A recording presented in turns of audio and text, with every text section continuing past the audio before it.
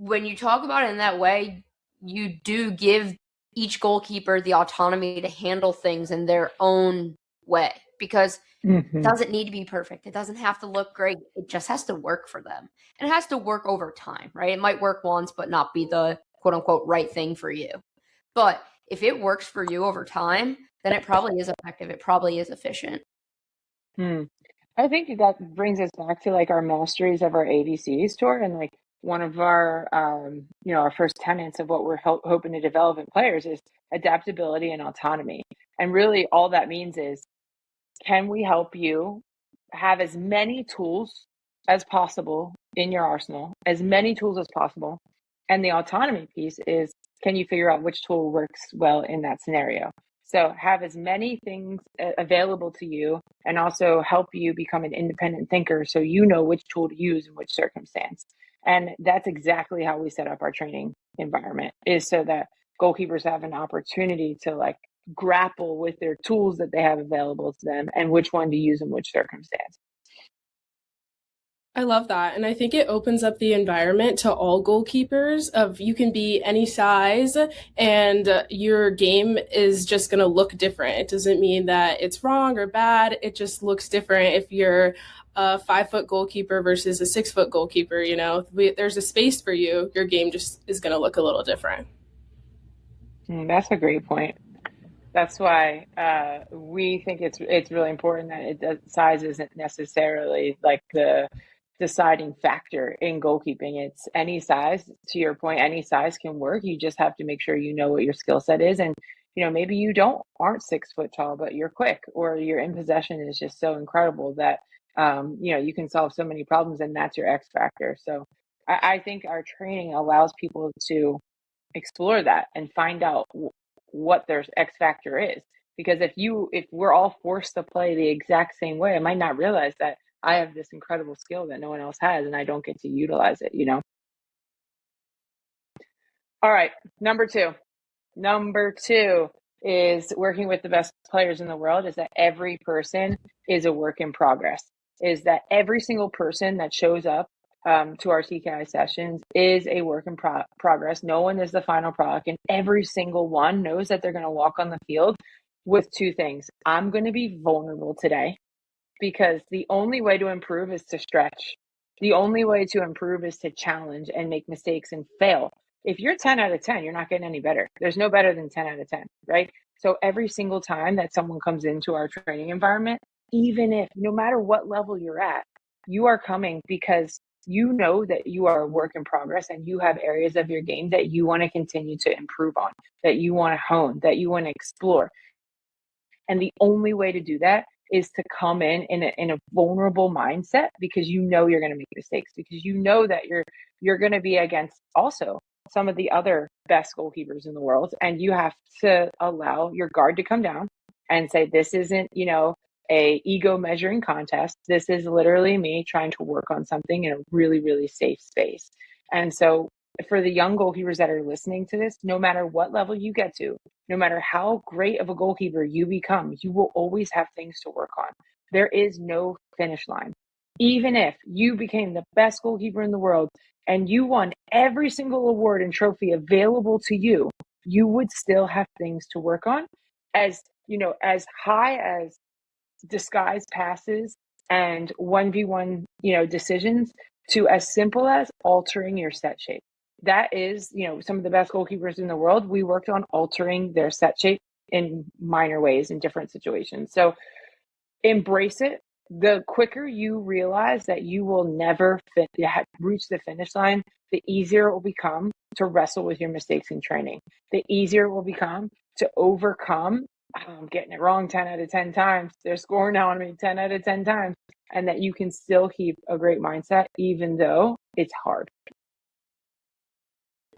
So let me ask you this. How do you set that tone? How do you create that environment that makes people step in and say, okay, I'm willing to recognize I'm not there yet. I'm willing to fail. I'm willing to explore, because, some off seasons, it's people we have worked with X amount of years. And then usually every offseason there's someone who might be brand new to TKI. So how are you setting that environment? What is maybe something that like goalkeepers could do to maybe prime themselves for that environment? I think we have a reputation that precedes itself in terms of we're all about development. Like, I literally do not give a rip about winning. It doesn't fulfill me. It does not do anything for me. Winning, improving, training, growing, working on something that's really hard. That's where I find so much fulfillment and so much joy. So I feel like people know that when they come to TKI that they're going to be challenged, and that is a given. And so it really is just up to each singular individual to come in with a mindset of like, all right, I know I'm going to be challenged and I'm willing to work on it. But also, like, we did a presentation. First of all, when people got to TKI in December, I looked them all in the eye and I said, I do not want to change anything about you. I don't want to change anything about you. My job is to add. My job is to not change. My job is to add some awareness about X, Y, and Z.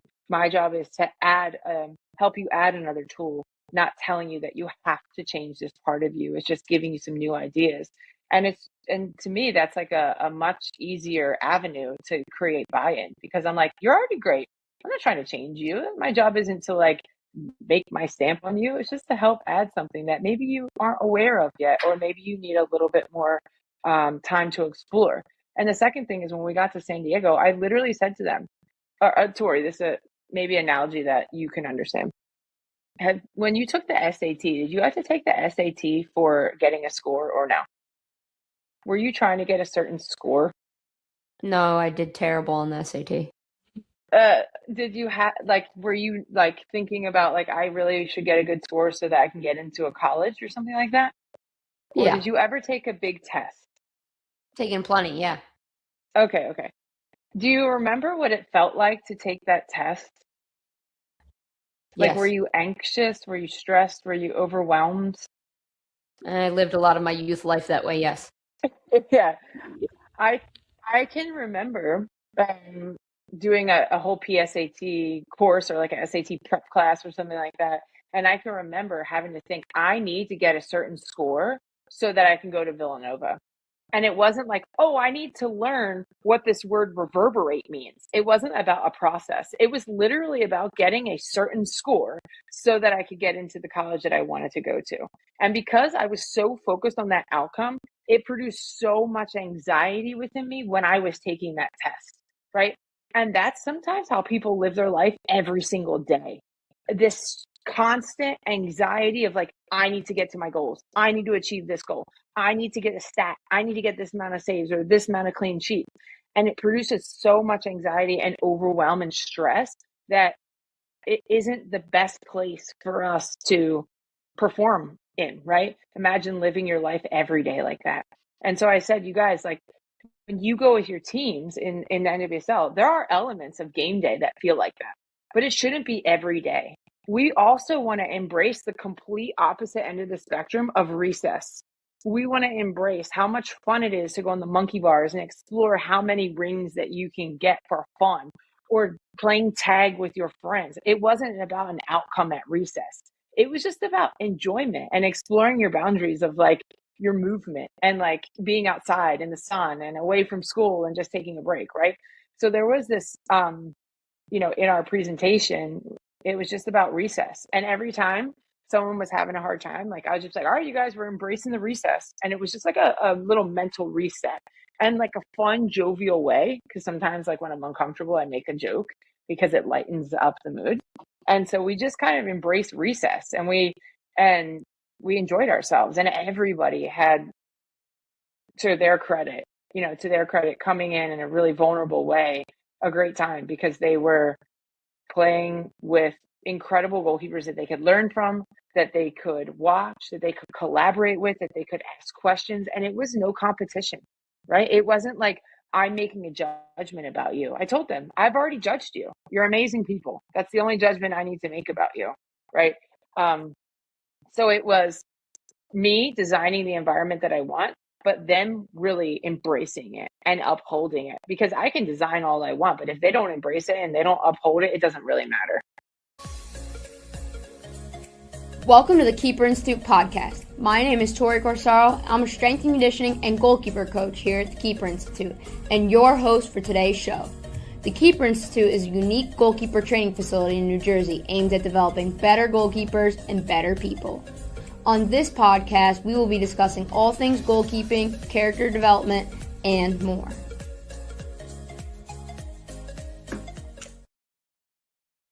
Welcome back to another episode of the Keeper Institute podcast. Yeah, nailed it. We did it. We did Perfect. That 5 seconds leading up to this feels like the longest 5 seconds of my whole life. It really does. Surging with excitement for the podcast. If you don't know what she's talking about our countdown before our podcast starts recording. It's nothing crazy. We're just eagerly waiting to get to talk to you guys. Goalkeeping! Exactly. I'm really weird today. I'm just warning everyone. So, brace yourselves. Let's get into it. Without further ado, we got myself, Tori. We got Jillian, the Olympian, Lloyden. And we got Kira Kettlehut. If you didn't listen to last week's podcast, you don't know about Kira yet. But if you did, you do. And if you don't, you're going to learn today, okay? Kira is part of our TKI Coaching College, and today we're going to talk a little bit about her coaching journey, and we're going to talk about transitioning to coaching in general. Correct, Jillian? I'm super pumped about it, you guys, because I think this is a space that I feel super passionate about, is helping people once they decide that they want to be a goalkeeper coach, helping them understand their strengths, their skill set, and how do they do this journey when a lot of it is based on your own motivation and your own eagerness to pursue education. Facts. All right, Kira, let's get into it. Can you just give the people a little bit of your background, who you are, where you're from, maybe some coaching you've done thus far? Yeah, so hello everyone, TKI Goalkeeper Union. I'm from Washington, D.C., and I played D3 soccer at Shenandoah University, and then I was a graduate assistant at Catholic U, and I coached there for 2 seasons and got my master's, and then I found Jill, and now I'm part of the coaching college, and I'm basically just learning how to be a great goalkeeper coach through teaching courses at TKI individual sessions and learning from Jill and everybody else that's here too. It was a very serendipitous meeting, right? you ran into 2 people that I know separately, and both of those people told you to come to TKI and figure out how you can learn from all the great coaches at TKI. And it was a very sporadic walk in a coffee shop type serendipitous moment for you. So I was actually working at a coffee shop over the summer, and Morgan Rule came in, and she was coaching at Maryland, and I recognized her, and she offered to meet up with me and get coffee and talk about soccer, and I was so excited. And I met with her, and she was like, "You need to go learn from Jill." And I was like, "Wow, 3 hours, that's a little far, but I'll try to get down to a session." And I wasn't able to. And then later on, I met Nicole Barnhart, and she also said, "You need to go learn from Jill." So then I was like, all right, forget driving down there for 3 hours. I just need to move my whole life there and go learn from Jill. And I saw that she had started the coaching college, and I was really interested in that. So I gave her a call, and she hired me. Call Jill. Jill delivers, guys. Come on. Exactly. We got 2 people right there. Move your whole life for.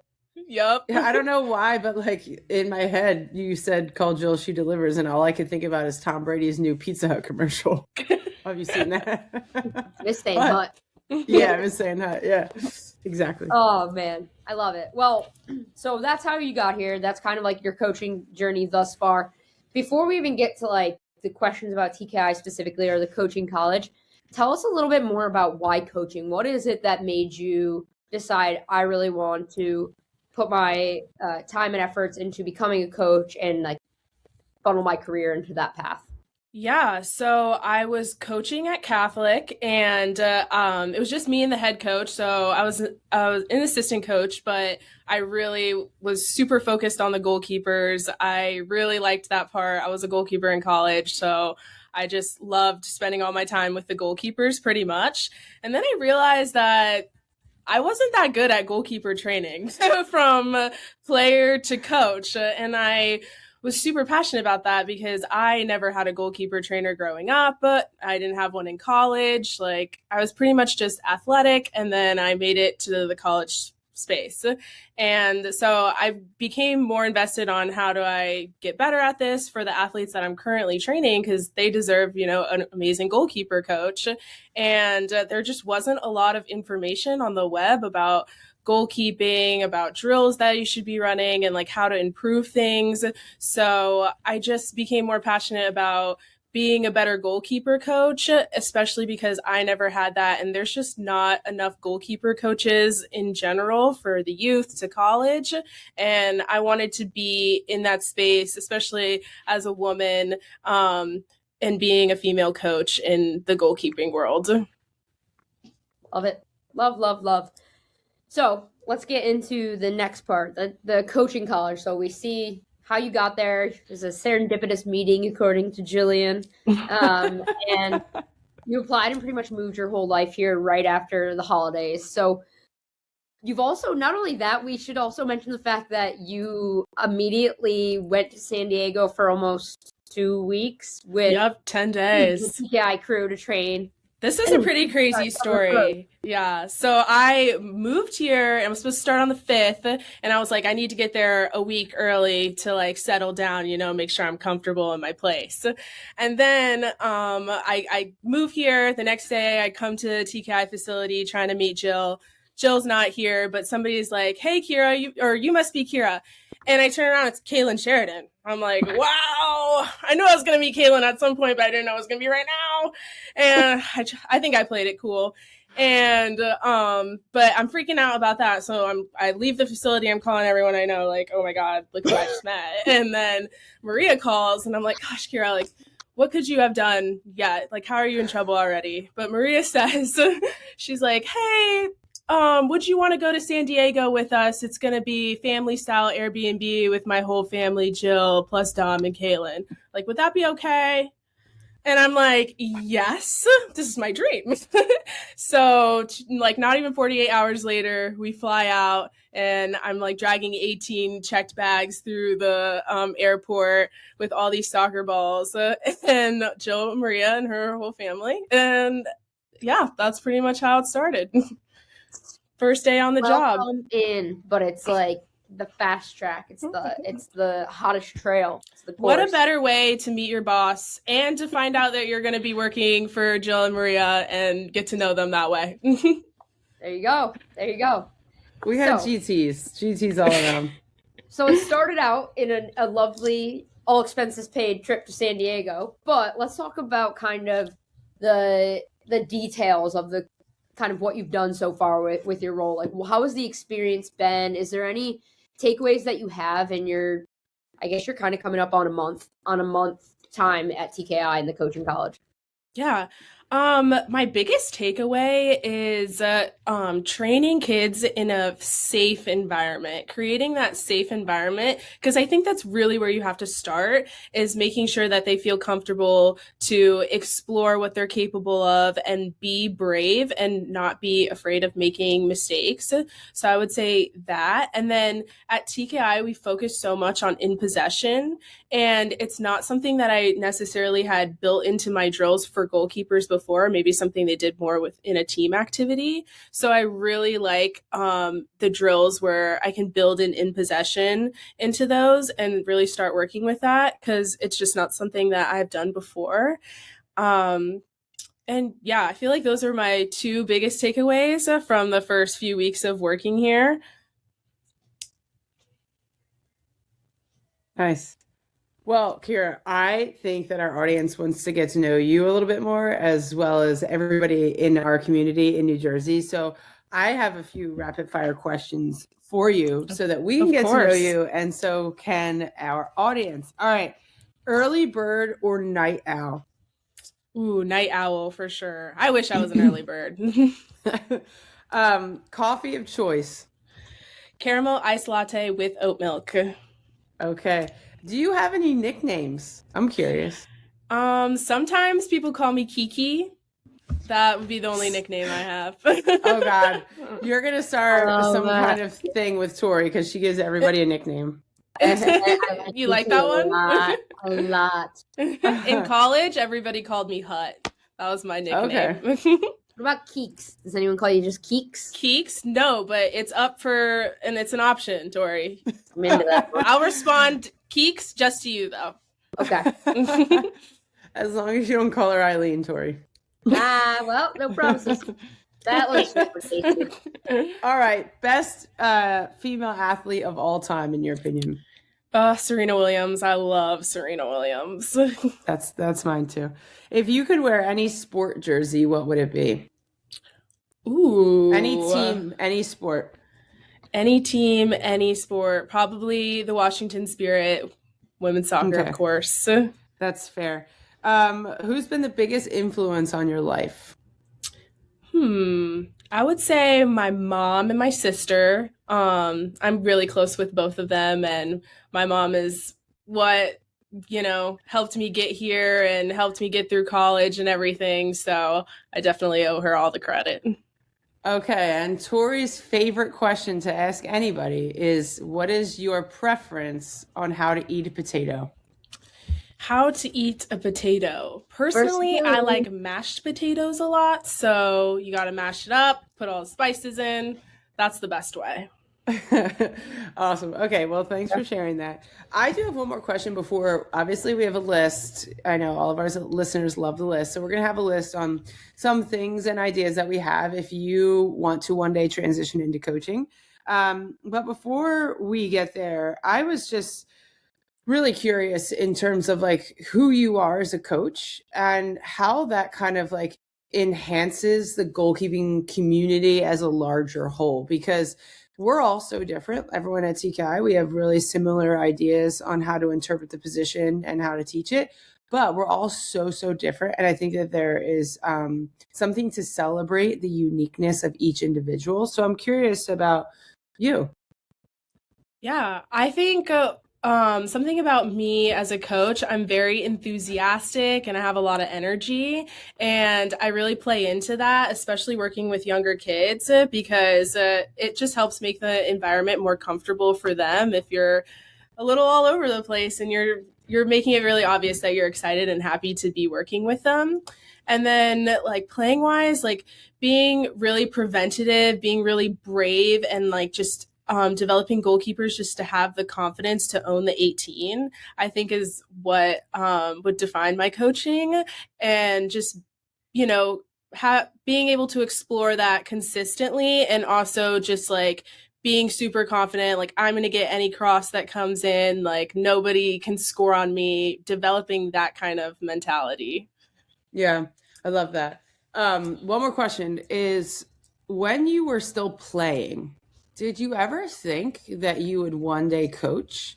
And I'm not trying to fish you to have any answer. I think whatever you answer, our listeners can really resonate with. Honestly, no. I never thought I would be coaching. I never had a goalkeeper coach. So like, honestly, I didn't even think that was like a job that was available. But I never thought I'd be coaching. But I just, as soon as I tried it, I loved it. And I was like, this is totally meant for me. Yeah. So backstory for me is that when I went to college, I never thought that playing after college was something I could do, or coaching, or staying in the sport. And so I wanted to stay in sports and help people. I knew that about myself, that was my passion, is like provide support and stay in sports. So I was on the route to become a physical therapist. I actually was I got a biology degree, which is crazy because I don't use that. Yeah, I don't use that one little bit, right? And so I think some people think like, if you want to be a coach, you have to have this desire from a young age that you want to be a coach or a teacher or something like that, where I didn't know that was something that was available to me until I had already graduated college, already had a different job, and was like, wow, I see that as an avenue that I want to pursue. But I remember thinking, what do I do? How do I even coach? Like, I'm just going to coach the way I was coached, right? And I think that there is a pitfall in that, because sometimes it's wonderful. Sometimes we have wonderful coaches who are understanding of the position, understanding how to teach, right? There's a difference between knowing and teaching. But there's a lot of people like me who didn't have that necessarily, like great understanding of how to teach. So I think just segueing into our list, that's like, for me, one of the most important things is like really challenging the status quo of the what and the how, like actually taking time to define what it is that you're trying to develop, and then researching, studying, and figuring out how to teach. Again, there's a difference between knowing and teaching. There's a difference between me, who knows what 2 + 2 is, and there's a huge difference between me and my son's teacher, who is actually teaching them to add, right? And there's a difference between building a house that you designed and putting together IKEA furniture, right? So I think that really part of our job is to figure out, what are we trying to develop, and the best way how to develop that, not just on the way that someone else taught us, but here's science, here's backing, here's the psychology behind the environments that we create, here's studies that have been done that will help us to not accelerate learning, but really maximize our minutes of learning.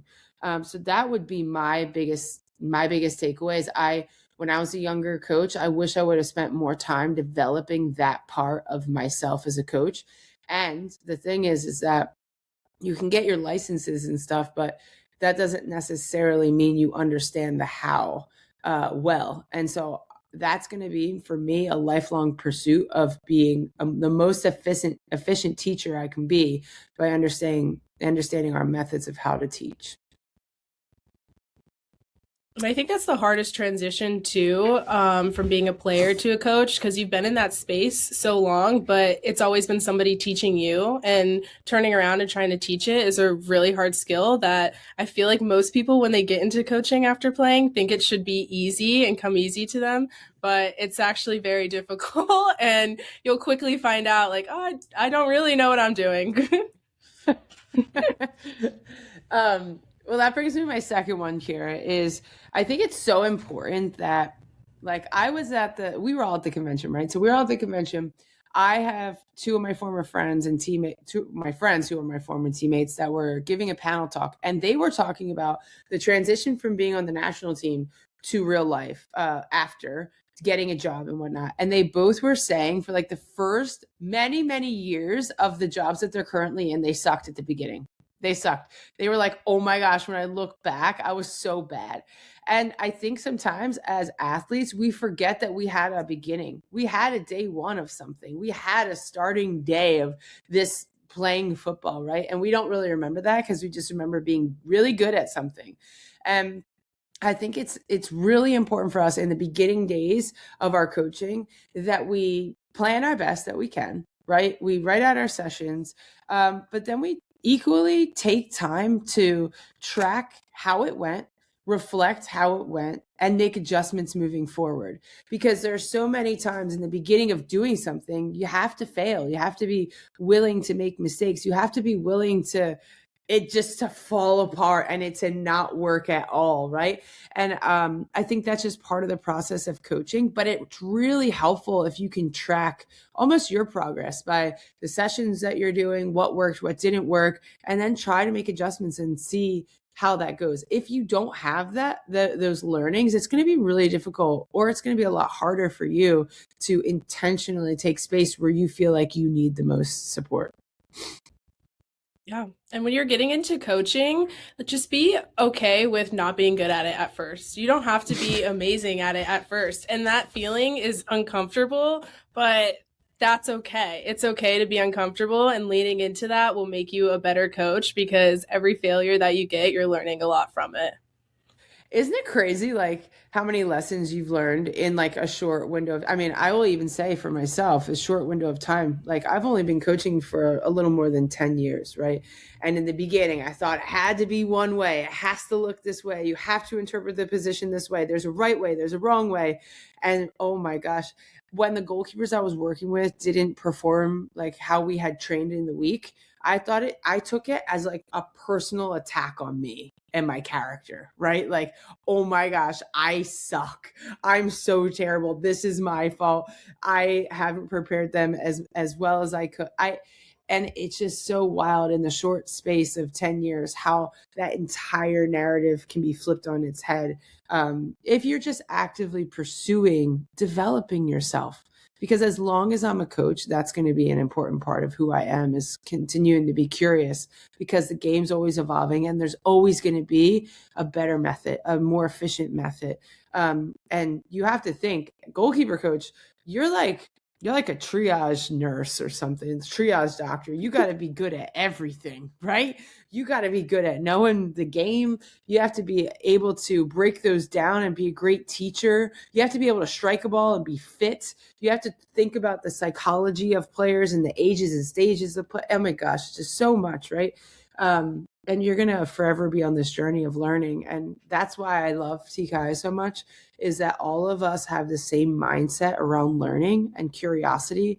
And we all have different strengths, where I am not as educated on, the physical side of goalkeeping, where we have someone who is, and you have questions and you can go to that person. And Leah at Whole Set Fitness has been incredible for us and really challenged me in different ways to be a better coach. And yeah, I think that's going to be a forever part of your journey. So if you embrace it now, it's going to be something that is your superpower later on.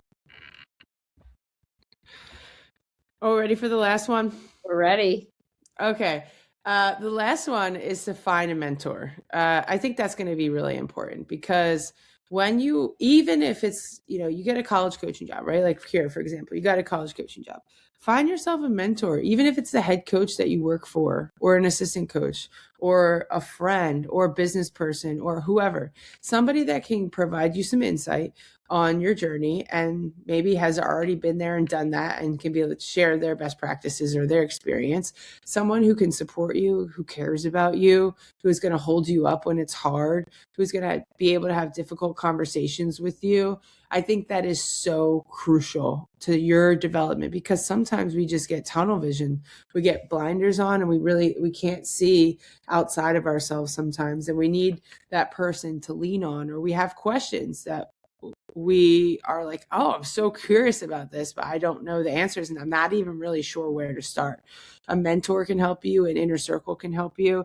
And also, we just released our coaching course, which could be a really great resource for people who have been in the game for 25 years or are 25 years old and just transitioning to coaching. It is, I think, a great way to have a community and to have accountability, and a great place that you can intentionally take space to grow, because that is the name of the game for coaches.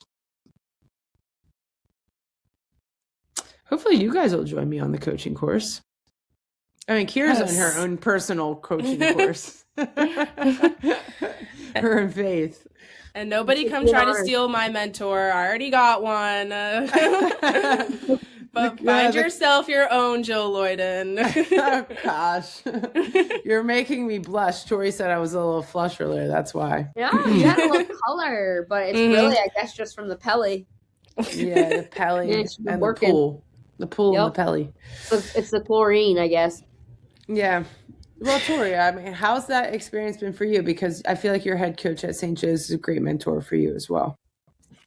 I think I've been really blessed to have people that I've kind of either entered their life or they've entered my life, and pretty much immediately become this really positive influence for me. So, I know Kira already gave you your shouts, but for me, coming to TKI, I came as a player and then ended up never leaving and just staying as coach.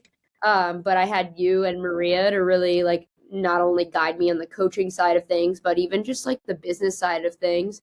And then I had a very similar experience when going to St. Joe's. I applied for the job and almost immediately clicked with Jess. And I think it's been cool because I've learned more in a different way. So I'm learning a lot about like becoming the coach I want to become and like goalkeeping and the game here. And then when I think about what I've learned from Jess, it's a lot of like creating a team culture and getting buy-in and taking systems and applying them to a big group, as well as like getting goalkeepers to understand how they fit into that system.